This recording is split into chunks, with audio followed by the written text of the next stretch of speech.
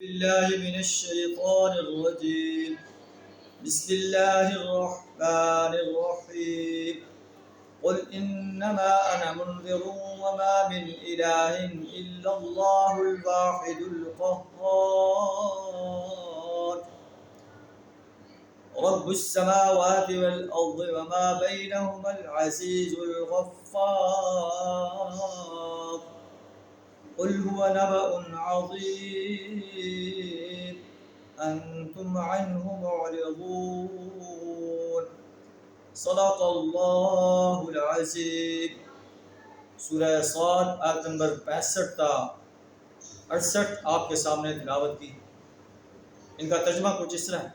قل اے نبی صلی اللہ علیہ وسلم آپ کہہ دیجئے انما انا منذر، میں تو خبردار کرنے والا ہوں. وما من الہ الا اللہ الواحد القہار، نہیں ہے کوئی الہ، نہیں ہے کوئی معبود، نہیں ہے کوئی پرستش کے لائق، بندگی اور غلامی کے لائق، اطاعت کے لائق، نہیں ہے کسی کی حاکمیت، نہیں ہے کوئی نظام اسلام کے سوا، نہیں ہے باطل نظاموں کی کوئی حیثیت مگر نظام اسلام ہے، نہیں ہے کوئی حاکم مگر حاکمیت اللہ ہی کے لیے.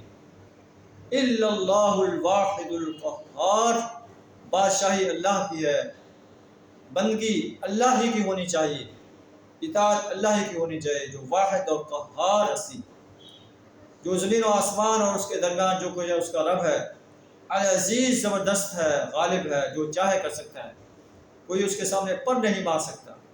الغفار، معاف کرنے والا ہے. انسان اگر اب تک اپنے جان پر ظلم کرتا رہا ہے، شرک، کفر اور منافقت کا ارتکاب کرتا رہا ہے، اب اگر اسے ہوش آ جاتا ہے تو اللہ کی طرف پلٹ آئے، اللہ اس کو معاف کرے.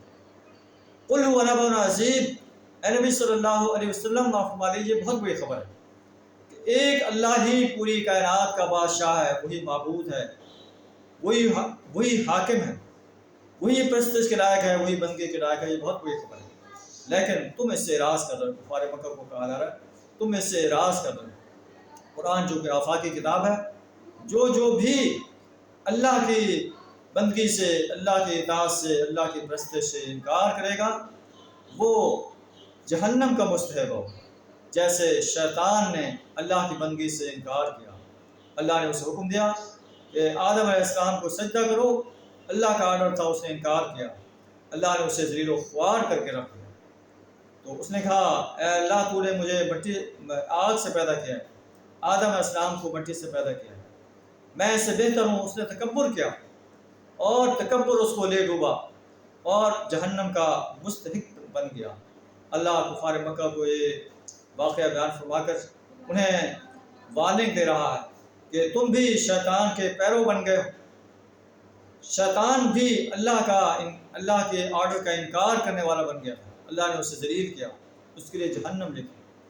تم بھی اگر شیطان کے پیرو بن کر اللہ کی پرستش کی بجائے انسانوں کی پرستش کرو گے، انسانوں کے مجسمے بنا کر، نیک انسانوں کے، انبیاء کے، صلحاء کے مجسمے بنا کر ان کی پرستش کرو گے، ان کے سامنے اپنی حاجات پیش کرو گے، انبیاء، صلحاء، شہداء، فرشتوں کی، جنوں کی پرستش کرو گے تو تمہیں بھی جہنم کے عذاب کا سامنا کرنا پڑے گا. اب تمہاری یہ حالت ہے کہ تم شیطان کے پیرو بن رہے ہو، رحمان کی پیروی سے انکار کر رہے ہو. تمہیں یاد رکھنا چاہیے کہ ایسے انسانوں کے لیے جہنم کی آگ ہے.